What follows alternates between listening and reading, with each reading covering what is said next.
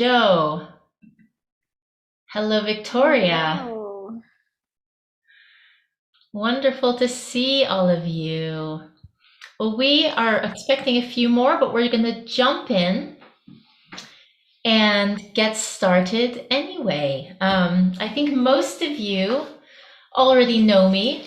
I'm Jenna Sherry, Artistic Director of the Birdfoot Festival, and it's such a pleasure to welcome you to the third event of Birdfoot's 10th season. And in the spirit of this year's theme, which is Backstage, and in particular, if some of you read the sort of overall message, we're sort of the extra theme to this year is that the kitchen table is the backstage of backstages. And as you can see, I am coming to you today from the kitchen table for various reasons.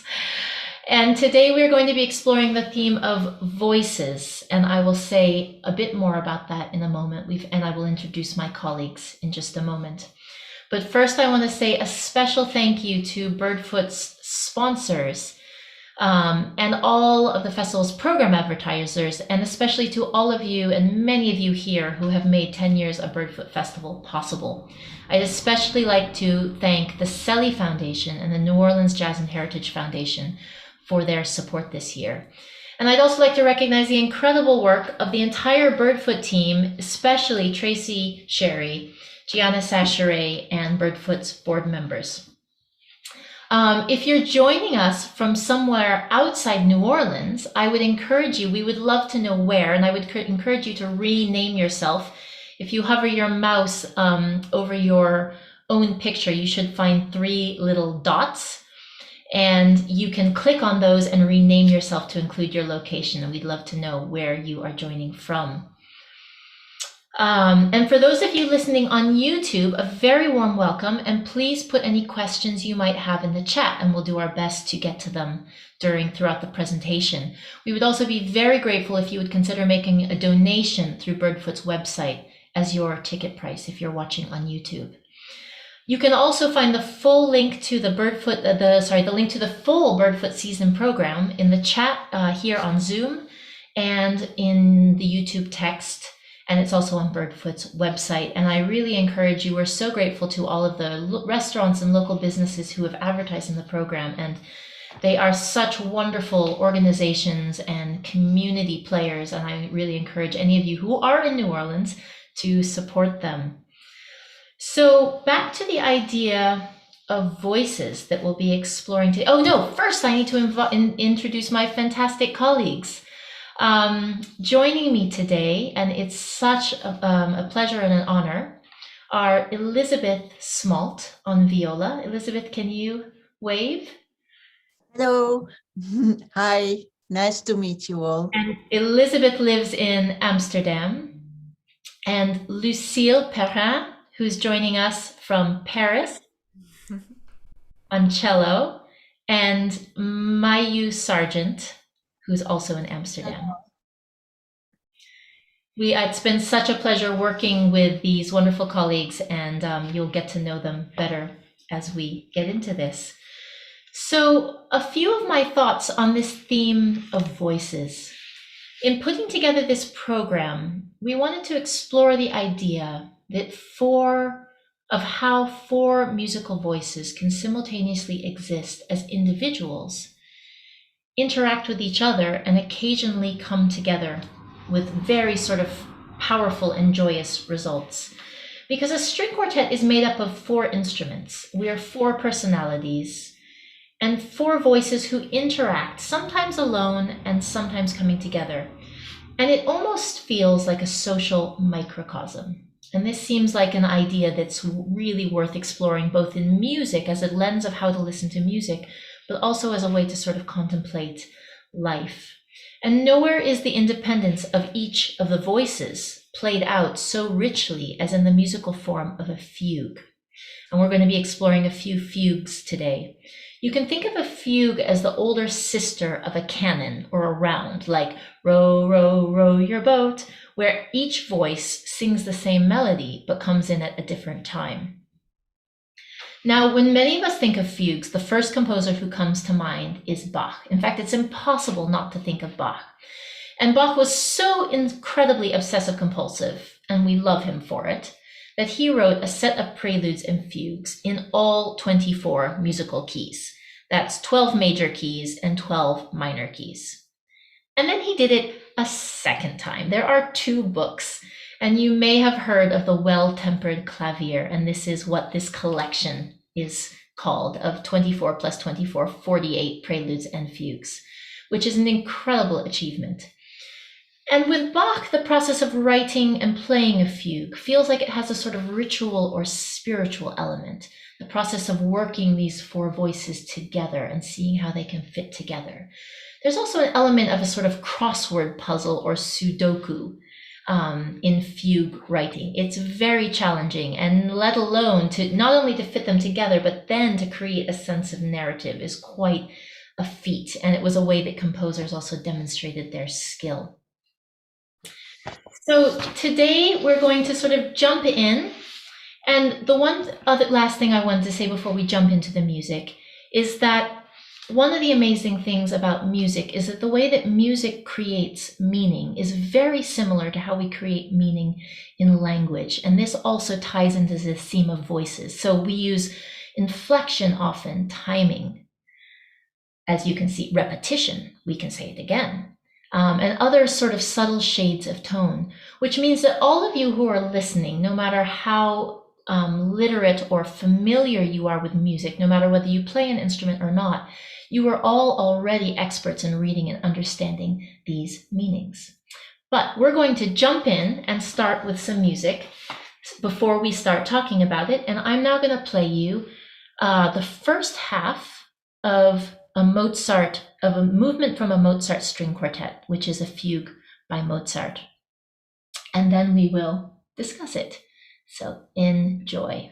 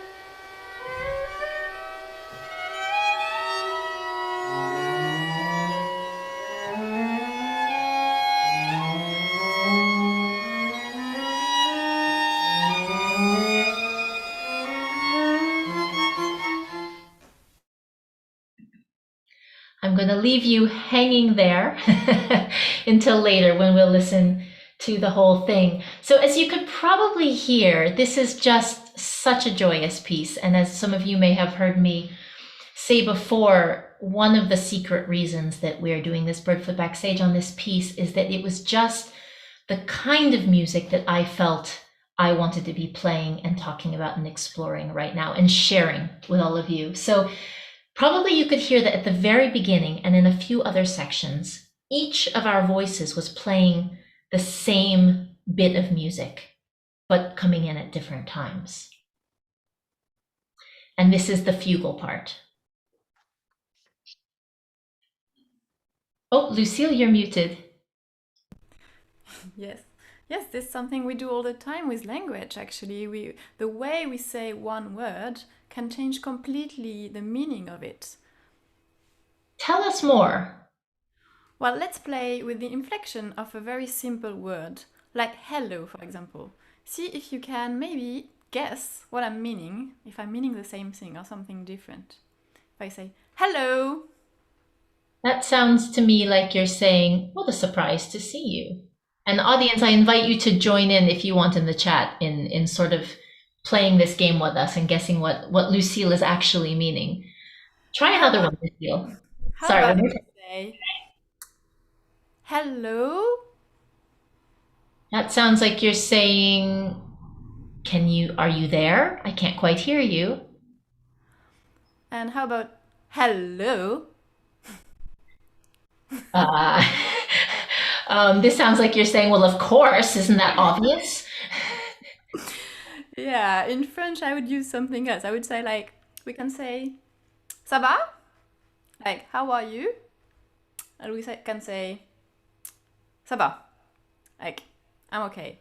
Or you can say, ça va? Like, leave me alone.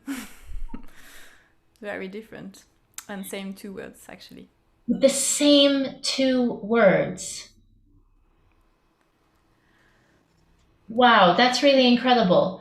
Elizabeth, you were going to show us the same thing with a sentence. Yes, it's also true with sentences. The word you emphasize can completely change the meaning of the sentence. For example, listen to the shades of meaning that I can imply with three simple words: this, is, and good. This is good. This is good. This is good. This is fascinating. But, Lucille, what does this have to do with fugues?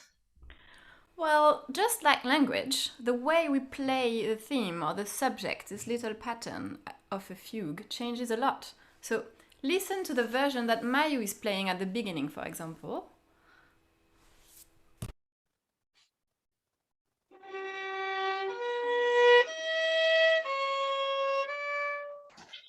But then you, Jenna, you answer, and it really sounds like the answer to what Mayu just said.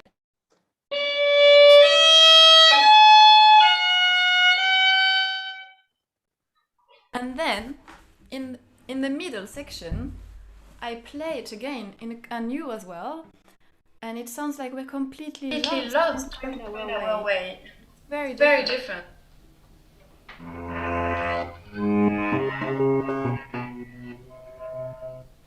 Lucille, would you play that for us one more time with the original sound on so we can really enjoy it? Yeah. Sorry.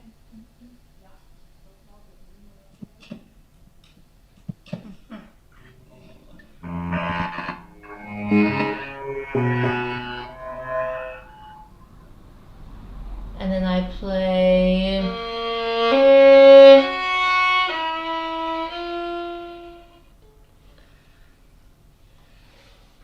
So this exact same fugal theme can both sound like a question, an answer, or a sort of lost philosophical wandering. It's quite incredible, just the same for notes. Go ahead, Mayu. Yeah, sorry. Just provide me the other Haydn. Sorry, I'm hearing a huge phone. Thanks. So we've also been working on this other fugue by Haydn, which you will hear later. I just play the very beginning for you.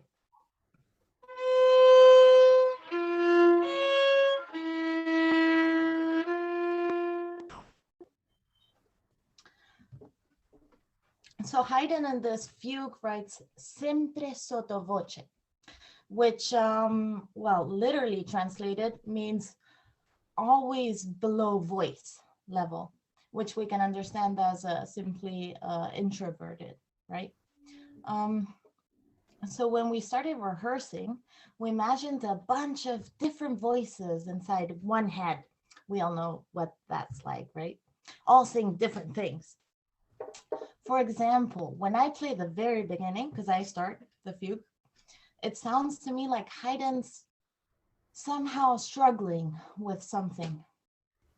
I imagine a voice saying, "Why is this so hard?" And of course, this same voice we can interpret and with different nuances. It can be kind of like frustrated and angry. For example, playing.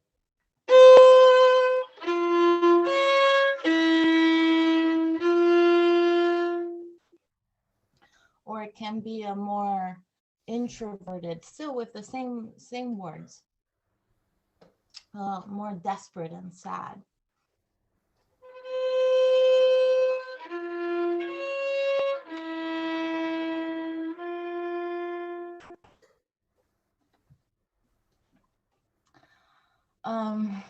The same, and he uses the same subject later on in the piece with a different key, which makes it sound like life isn't that bad and there's a little bit of hope.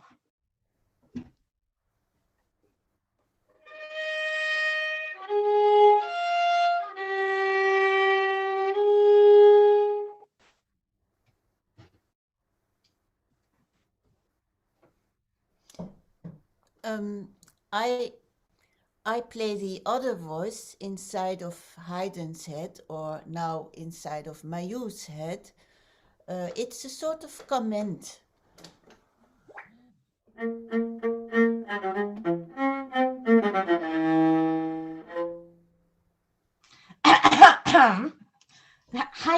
Haydn's head, yeah. So Point taken. But that voice, for example, is totally saying, "You are a terrible composer." So on top of Haydn feeling like it's so difficult to write a fugue, there's this other voice telling him that he's no good at it.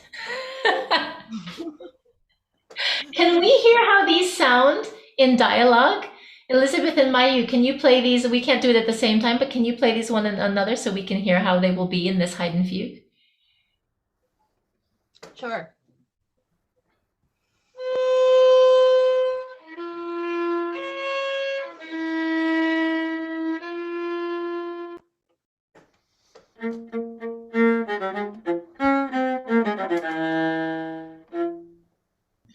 Fantastic. Let's now listen. So now let's listen. We heard a bit of the Mozart fugue at the beginning.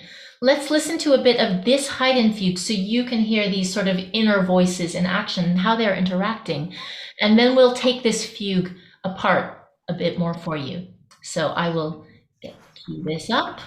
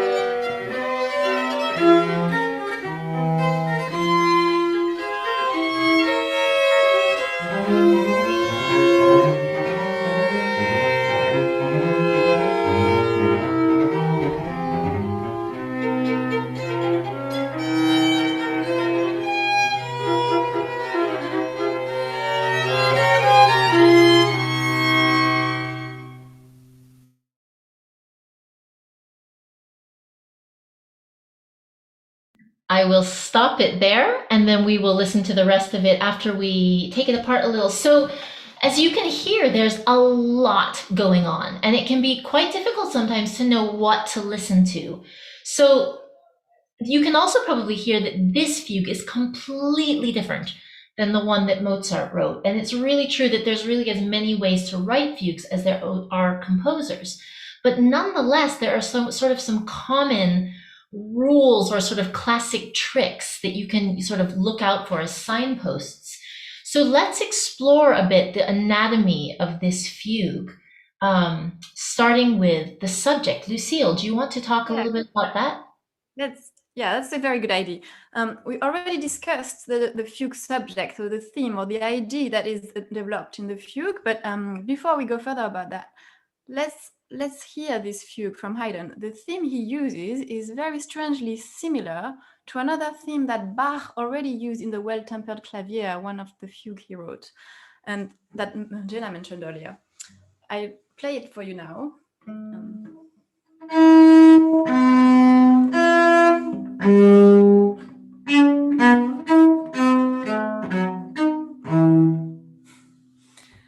Wow, Lucille, can you play that for us next to the Haydn theme so we can hear the similarities between that, which was the Bach, and the Haydn one more time? Yeah, so now it's the Bach.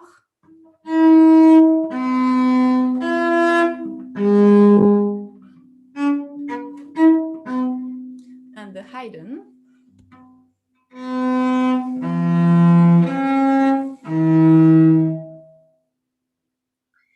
They are so similar. It's really incredible. And it strikes me that when Haydn wrote his fugue in these Opus 20 quartets in the 1770s, it already would have felt probably about 30 years old-fashioned from when Bach wrote the Well-Tempered Clavier in the 1740s.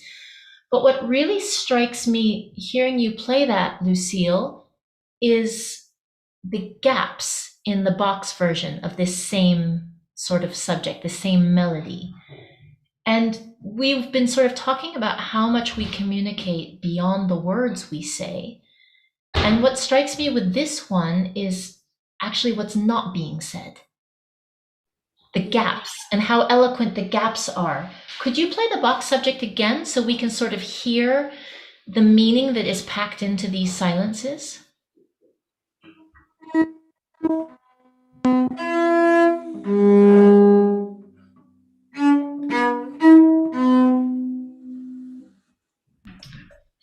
Fantastic, thank you. And Elizabeth, you had something to say about this as well.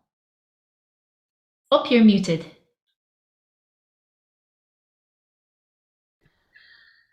Yes, I noticed that this same subject was also used by Mozart in the Kyrie of his famous Requiem. And the Requiem was written 20 years after the Haydn Quartet. It was written in 1791. Let's listen to a bit of that so we can hear the similarity. I'm going to share my screen with you.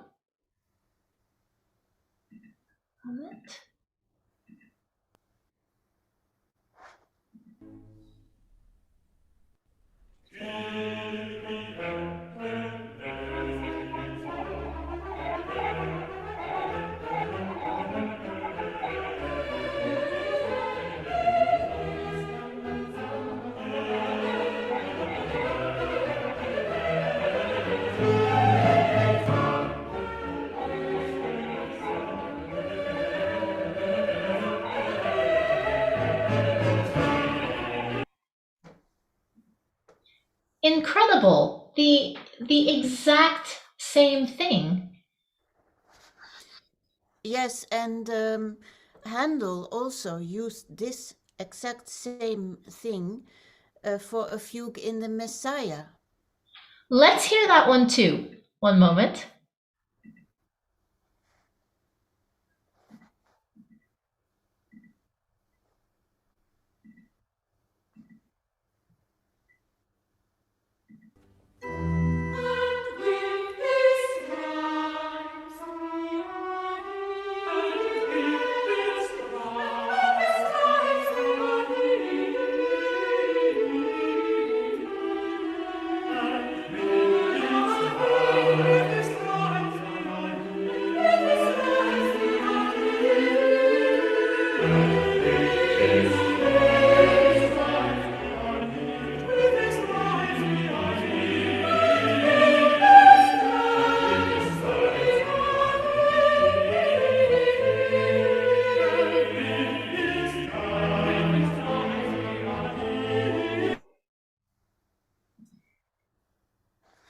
Why do you think, Elizabeth, why do you think so many composers were using this same fugal theme?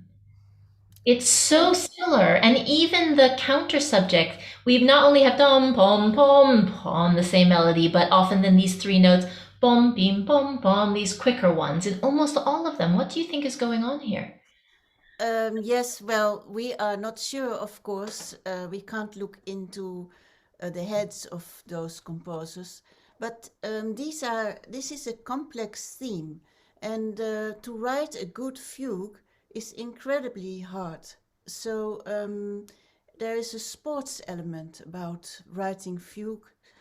Every composer wants to write a good fugue to show off a bit, and you say like, look at me, I can do this. And especially when it's a theme from a very good composer. With that, they also put themselves in the canon of great composers in a way. On the other hand, it's also a sign of huge respect for another composer if you use his theme. So I like to see it both ways. So fascinating. So what you're saying is there's a sort of almost an I can do it too element, and look what a good fugue I can write with this really difficult, complex, thorny chromatic theme, as well as an element of sort of homage between them, Absolutely. Yes, exactly. which is Exactly. really fantastic. And Lucille mentioned earlier, I'll just drop in that there's also this tom pom pom pom for Bach, who seems to be the first one, at least that we've found. We'll let you know if we find any more. That there's an element, a similarity in the sort of cross motive that Bach would often write in a few famous examples, themes that represented the shape of the cross as a religious symbol into his fugue. And we think this might be one of those. But let's now return to some of the games that these composers are playing in the fugues, and especially Haydn, and the sort of anatomy of the fugue. So I'll sort of run through this quite quickly. And for those of you who are interested, great. And for those of you who feel the technical words fly over your head, don't worry, you can enjoy it just the same. So fugues basically have a very simple format. They have two main sections. One is called entries, and the other is called episodes. And these alternate throughout the fugue. And entries are exactly what they sound like. They're where these four different voices enter with this subject that we have showed you, which is like the theme of the fugue. Now, episodes are a little bit different. They usually often take a small fragment of the subject, or sometimes they might even take a completely different pattern or melodic idea and kind of spin it out into a sequence. And to me, the episodes give a feeling of sort of dwelling on one idea or one little piece of the problem or the challenge, in the case of this Haydn fugue, and rolling it around in your mind. Now, often, especially in the Haydn, and especially in Haydn and Bach, these sections blur together quite a lot. So if you're not sure which one you're hearing, don't worry about it too much, because it's also one thing the composers like to do is to blur the edges between them. But they're much clearer in the Mozart, as you'll hear shortly. So there's some other games. One of the favorite games that composers like to play with fugues is to turn the subject upside down. Mayu, can you show us how Haydn does this? Can you play us the right side up version first and then the upside down version? Yeah. So this is the normal version.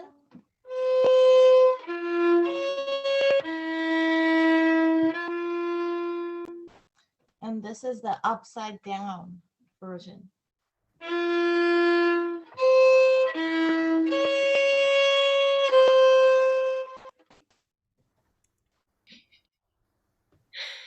And in the Haydn, one of the really cool things, this comes at a really key moment, and actually it's Mayu who plays the upside down version. But it's what Haydn does to almost disguise it, or maybe even make it even more striking, is that Mayu plays the upside down version at the exact same time that I play the right side up version. So he actually gives us both at once. And we'll try, when we listen to it again, we'll try to point out where that's happening so you can listen to what Mayu's playing. Another thing that composers do in fugues is something that's called stretto, and stretto in Italian means sort of tight or tightly. And so what they do is they have the entries come in more quickly, which sort of increases the sense of energy and action and excitement and heightens the drama. And this happens in the Haydn fugue right after the fermata, the sort of pause, which was the moment at which I stopped the video. So when we listen to it again, right after that moment, there's a stretto where Mayu starts and then I start, and then the voices start coming in very quickly. Another thing that happens in almost every single fugue is called a pedal. And this fugue actually has two of them. They're usually in the lowest voice or in the cello. And Lucille, can you demonstrate this for us? The pedal sort of creates a sense of suspense and waiting for something. It sort of demands a resolution, which then becomes all the more satisfying. Can you show us this, Lucille? Yeah.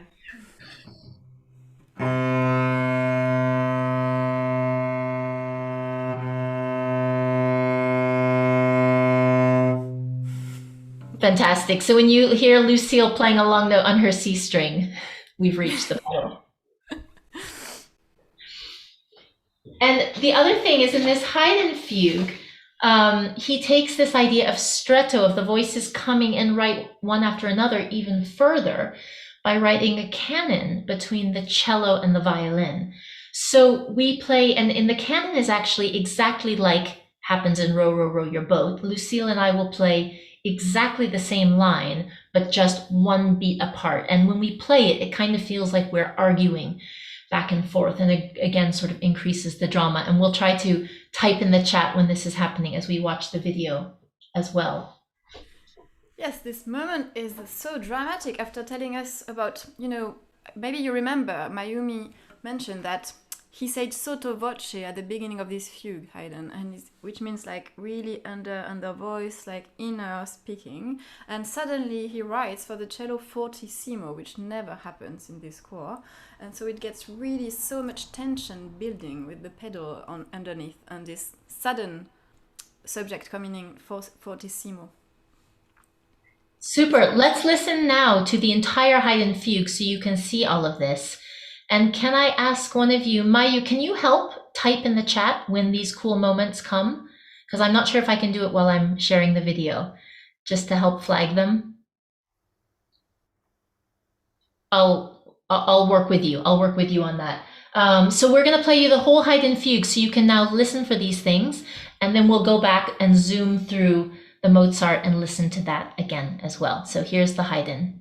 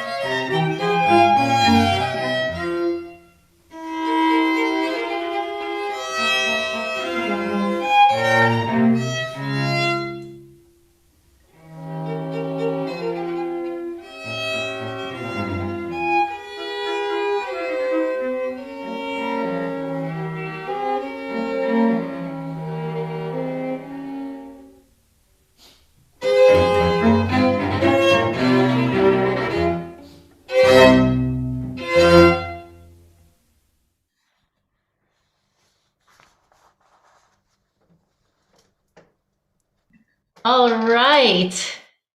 Super. Glad you guys are enjoying the play-by-play narration of fugues. All fugue performances should have this, right? So now we're going to sort of explore the some of the details of the Mozart fugue that we played you at the very beginning. Now that you've sort of heard a more traditional fugue in this Haydn, let's hear what Mozart did. Now, one interesting thing about this Mozart fugue is that it was part of a set of quartets. It's the last movement in the quartet in G major, which is part of a set that Mozart dedicated to Haydn. This was in 1791. And because Haydn wrote this fugue in one of his opus 20 string quartets, and Mozart dedicated these, I have a feeling that this fugue was quite a sort of a tip of the hat from Mozart to Haydn. And Mayu, you were going to talk a little bit about our image of Mozart. Yeah, I get the impression like a lot of people think Mozart is the height of elegant perfection, or I mean, myself used to imagine these, English people quietly sipping tea, sort of. And actually, he's a huge jokester. I mean, he makes so many jokes. His music is incredibly humorous. And you were going to read us a letter to sort of show this other side of Mozart. Shall I share it? Yeah. So here's a letter, and Mayu is going to read it for us. I apologize in advance because a few words are kind of new. So I do my best. My dear Cuz, Buzz, I have safely received your precious epistle, and from it I perceive that my aunt, you two are quite well, Belle. I have today a letter setter from my papa, safe in my hand, sans. I hope you also got, Trot, my Mannheim letter setter. Now for a little sans, pence. The prelate's leisure grieves me much touch, but he will, I hope, get well, sell. You write blight. You will keep cheap your promise to write to me, he. To Augsburg soon, spoon. Well, I shall be very glad, mad. You further write, indeed you declare, you pretend, you hint, you vow, you explain, you distinctly say, you long, you wish, you desire, you choose, command, and point out. You let me know and inform me that I must send you my portrait soon, moon. Eh bien, you shall have it before long, song. Now, I wish you good night, tight.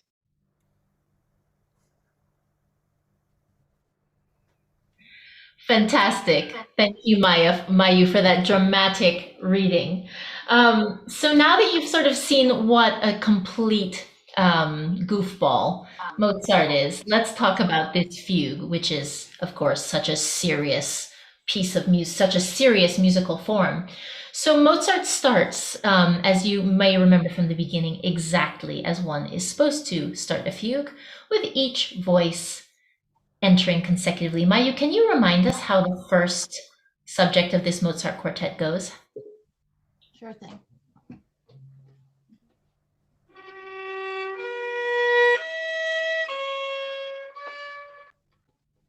Fantastic. And I love the way that this subject sort of reaches up. There's this sense to me of this sort of springtime bubbling up.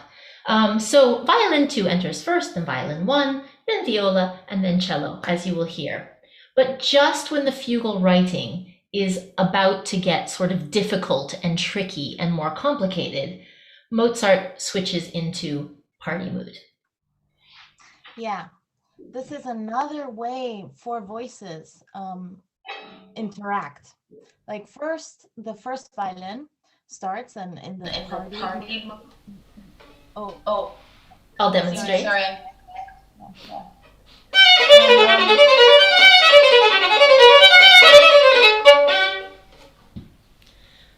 That doesn't sound like the Haydn fugal writing, does it? And then what happens, Mayu? And then I go like, me too. So I'm not gonna play it right now, but I can totally do it. And then the viola and the cello also say like, me too. Of course, they can't be left out. So yeah, that's how we all interact. Yeah, there's a little bit of a sort of jumping on the bandwagon, or, if you can do it, I can play it too. So almost this sort of like anything you can do, I can do better sense that goes on in this part of the fugue. And then Elizabeth, what happens next? Yes, then it's as if Mozart wants to prove that he can actually be a very serious composer after all. So he starts a second fugue. It goes like this.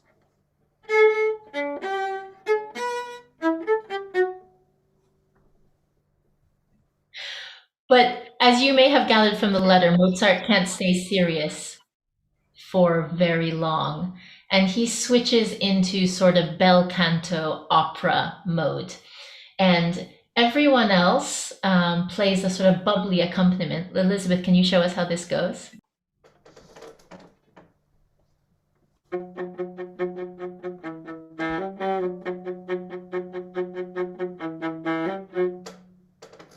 Fantastic. And then over top of that, I have this lovely little carefree melody.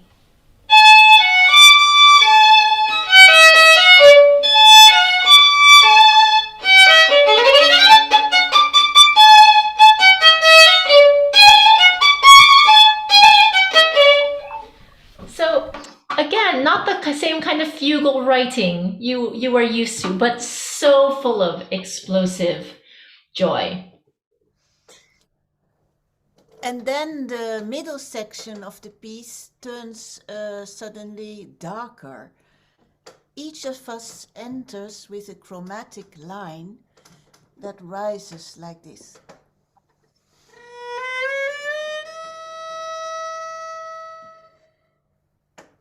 Yeah, it really feels like we are in a labyrinth, suddenly completely lost.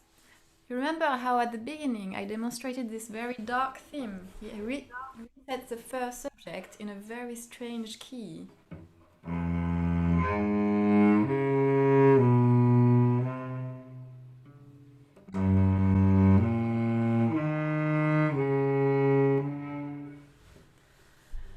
At the point when you hear this, we're completely far away from the first subject. Like you heard very sunny and very light, and then suddenly we're so dark and lost. And it's like it's entering a personal crisis or something. It's very remarkable the way he changes the atmosphere. But we do get out of the crisis, of course. I mean, life does go on, and get to hear the music all over from the beginning again, but not exactly the same, with some variations, of course. A wonderful thing happens when Mozart brings both fugue subjects together at the same time. Elizabeth, could you remind us how they go?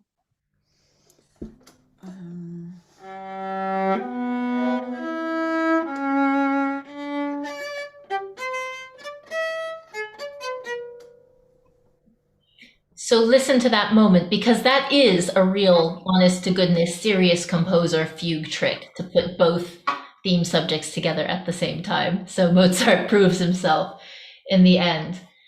And then the labyrinth section that Elizabeth, the darker labyrinth section that Elizabeth demonstrated, comes back one more time to take us into the coda, the very end of this movement.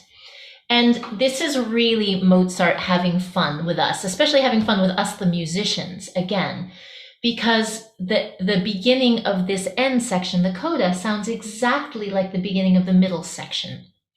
And often when we perform this piece, not in the video we're going to play for you, but often we would go back to the middle section and play it again before we go on to the end. And in fact, when we were rehearsing this piece, several times we got confused whether somebody had gone back or gone back to the middle section or gone on to the end, because they sound exactly the same. So Mozart really got us. Several hundred years later, his jokes were still working. So we're going to prepare the final video for you. And I'd love to encourage you. We'll open up for questions after we play this video. So please either type them in the chat, or we'll allow you all to unmute yourselves, and we would love to hear your questions directly from you about anything or everything. And I'll just leave you with a few thoughts, both on this theme of voices, because as we've been rehearsing this week, one of the questions that came up was, okay, well, in a fugue, we all end up playing the exact same music. And one of the questions that came up is, should we play it the same way, or should we let our individual sort of personalities come through? And it will be interesting for you to perhaps listen as you listen to this Mozart fugue and decide for yourself sort of how that works. And I find this as a musician as sort of something that is quite inspiring beyond listening to a Mozart or a Haydn or any other quartet. This idea of how do we balance our sort of individual voice and our individual personalities with our sort of communal belonging in a family, in a community, in a society, and how do we balance these sort of freedoms and individuality with the sort of bigger purpose. And this sort of plays out perhaps in a small way in these string quartets. I also find you could see this from a slightly different angle. It also might be a question of how can we work together and come together at some moments while still maintaining our individuality within this group. So the sort of the question of the individual and the group and how to balance those really feels like it's played out in this program. So I would be very curious to hear any of your thoughts on that after this. I'll also give you a few of my thoughts on how to listen to fugues. And I've found myself also in concerts when I'm not playing. When you're playing, it's just enough to keep concentrating and make sure you're in the right place.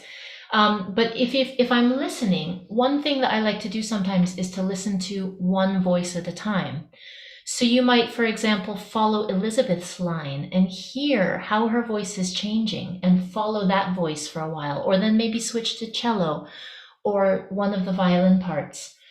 You also might follow the interaction between two voices and listen to how two of the instruments are sort of talking back and forth. Another way you can listen to a fugue is to sort of let your ear draw your attention and let it pull you here as this thing is pulled out, and then to this voice, and then to this voice.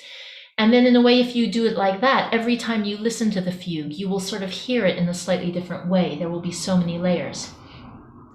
And lastly, you can listen for some of these signposts that we talked about. You can listen for the main subject, this in the Haydn now we're listening to Mozart now, so this is less applicable, but you can listen to these signposts of the first fugue and the second fugue and the episodes in between, or upside down, or the pedal in the cello.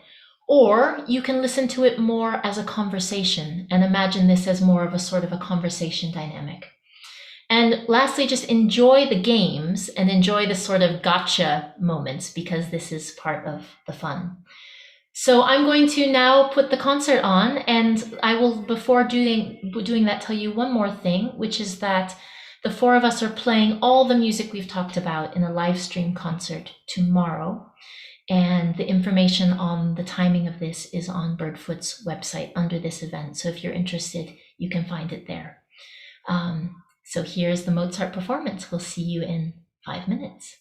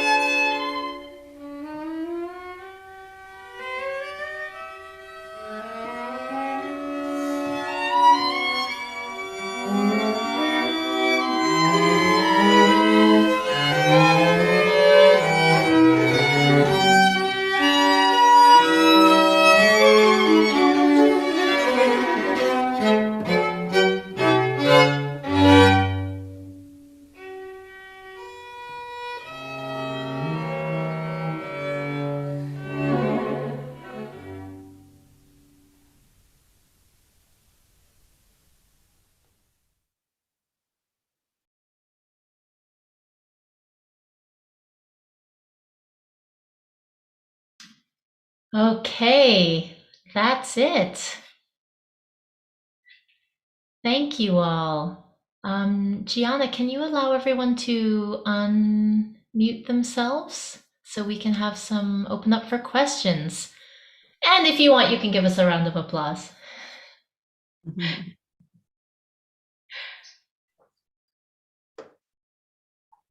Okay.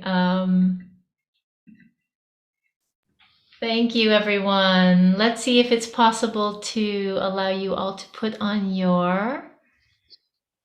Great. We've now allowed you to unmute yourselves and start your... Oops.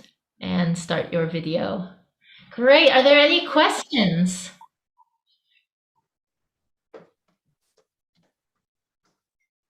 Questions from the audience? We'd love to hear from you directly. Oops. Sorry. Now we've allowed to unmute yourselves. Whoops, Tracy's muted. Tracy, you're muted if you're trying to say something. So what we would regard, oh, we've got an echo here, hold on.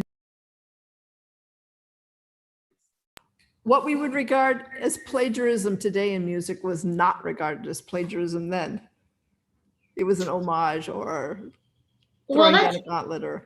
Interesting question. I might not get the exact quote right, but I mean, if you look at art all throughout time, there's often elements of sort of, maybe not copying, but using similar symbols. And there's a famous Stravinsky quote where he says that bad composers copy and good composers steal.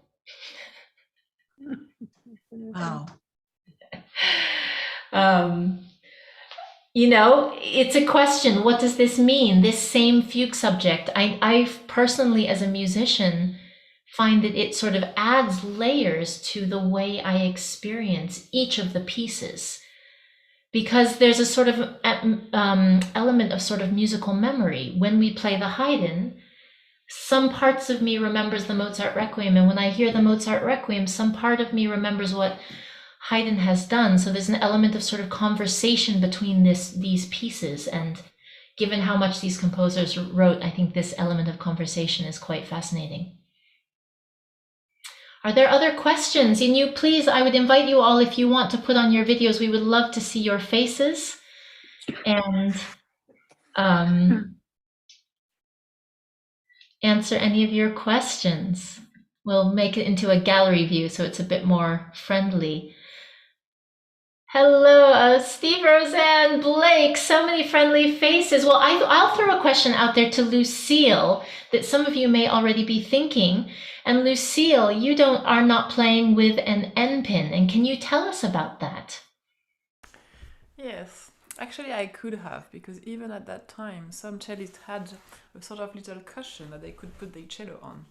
But yeah, the N pin came later to allow more flexibility in the cello to be able to go much higher in the positions, because I don't go so high for Haydn or Mozart. Actually, when Haydn wrote, he also wrote an amazing concerti that goes really high up already for the cello, and Boccherini at this nearly same time wrote really high music for the cello. But developing the repertoire of the cello, we needed to make it more stable so we could play more virtuosic music, and that's how it developed. But not having the N pin is it's very organic feeling that the cello is really part of you, like it's not this thing outside. As soon as I put the N pin, it feels slightly more like an estranged object, slightly more than when I don't have it, because it's really moving with your own body, so it's much more part of it, and it's helps a lot with the phrasing of that period. Actually, makes it all very much more natural. Nice. And I noticed we're getting an echo between the two of us. Maybe you can mute yourself, Lucille. Great. And actually, when you play, I see that sort of organic motion. There's a question in the chat about, could I say more about the first sprightly melody by the first violin in the Mozart? It sounds like dance music. Maybe a melody that would have been familiar to listeners. Yeah, that's a great question. I have no idea. To my knowledge, this is not a sort of a folk melody or another sort of borrowed melody. But Mozart had this incredible skill of just churning out melody after melody after melody. And those of you who know the music of Beethoven well, or Brahms, Beethoven and Brahms were both composers who really developed ideas. The most famous one in Beethoven's case being the Fifth Symphony, ta-ta-ta-teem, and almost a whole symphony based on these four notes. And even three of them repeated, ta-ta-ta-teem, ta-ta-ta-teem, ta-ta-ta-ta, and he sort of builds this and uses this motive to create the whole thing. Whereas Mozart just goes, oh, here's a nice melody. Oh, I think I'll write another nice melody. And both are absolutely incredible in completely different ways. But some composers are just more sort of melodically inclined. One of my another favorite music quote is, I think it was Berlioz who said about Brahms, run, Brahms develops, meaning that he sort of starts cycling through and churning and developing and the musical idea rather than coming up with a nice tune.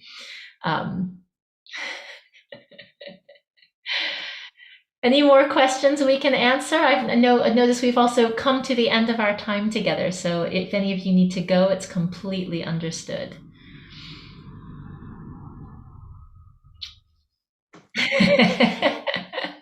Or I'm happy just to wave at you. Wonderful. Well, thank you all. Oh, and there's one more note in the chat from Blake. Use a rubber rug liner to keep my gamba from squirming too much. Yes, rug liners are a very popular tool among musicians. Mayumi and I were both using little foam pads underneath our violins. I didn't say earlier, but you also might have noticed that neither Mayumi or I, and actually neither Elizabeth either, I think, was using a chin rest. And we were both using slightly different bows. So we were all playing with gut strings and instruments and setups that would have been similar to what Mozart and Haydn would have been using, which they just have such a wonderful texture, and there's a lot you can do with them. So on the subject of voices, they make it a lot more fun to sort of talk to each other. Alrighty, well, unless there's any more questions, we will... I got one. You have one, yes? Yes. Can you say more about the difference between the voices with gut strings and the other setup as opposed to a modern instrument setup and modern strings? I really have no idea what the difference is. Well, I would invite, if any of you want to chime in and give your perspective, I would be really curious. From my perspective as a player, I find more texture in the gut strings. Although, hey, that was our theme from 2 weeks ago.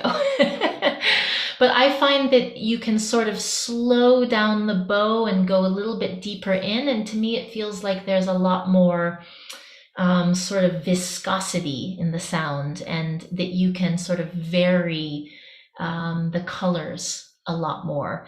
The strings are less stable than on a sort of a modern instrument setup, which of course you can still get wonderful colors. And they just have a very satisfying texture, and also under the fingers, they have a very satisfying feel, sort of very tactile feel. Does it make it so that are you limited in your virtuosity, say, compared to some of the romantic or more modern concertos or something? Only in that they go out of tune more quickly, so you have to correct for that. But I would say you can be plenty virtuosic. Can I say something? Please.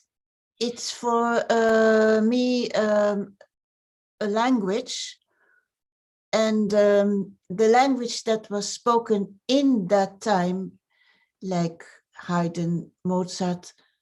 And it's very strange to use not the material from that time then the language becomes a bit distorted.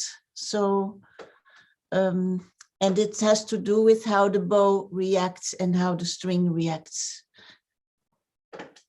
So. Yes, thank you, Elizabeth. That's such a great point. Playing this music feels more natural on these, and especially the bow makes a difference. in that way, that you feel that the bow, that of the earlier bow that we were using, sort of shows you in a way how to sink in and how to release notes and how to shape them. And exactly as Elizabeth says, it really does feel like you get closer to the language. Yeah. Do you have anything to add, Lucille or Mayu? Sorry, I'm just about the strings. I think Blake was asking about the strings, and yeah, it's row A and D, and one did G and C. I can show maybe from closer if you see. So this is row gut and this is wounded gut. I don't know if you see much. I can't see it. And it's wounded with metal. But as Elizabeth says, the biggest difference, of course, the texture of the string is very important and it's very juicy. But the bow is the one that really shows that the articulation and the style and helps a lot actually discover if it's like, yeah, speaking the right language with the right tone of voice. Suddenly, it just really helps a lot. Great. Thank you all. Well, we will leave you with, there's one more question. What did Beethoven do with fugues coming soon after Mozart? That's a great question. Beethoven wrote a lot of fugues. None of them are on this program. He wrote bits of them into some of the symphonies. He wrote a lot of them into the piano sonatas, and some really remarkable and beautiful ones, especially in some of the late works. They're very different and equally his own. Maybe we could send you, if any of you are interested, we could send you a playlist later. One of his most famous ones is the Grosse Fugue for string quartet from the Opus 130 Beethoven string quartet. Yeah, like everything Beethoven does, it just pushes it to its limit, and the actual proper, you can't reach any further after that. It's completely nearly ununderstandable, the Grosse Fugue. It's, yeah, pushes it to the very limit of what you can do with a fugue, actually. Yeah, with multiple subjects and layers and incredibly complex and fantastic, but yeah, as Lucille said.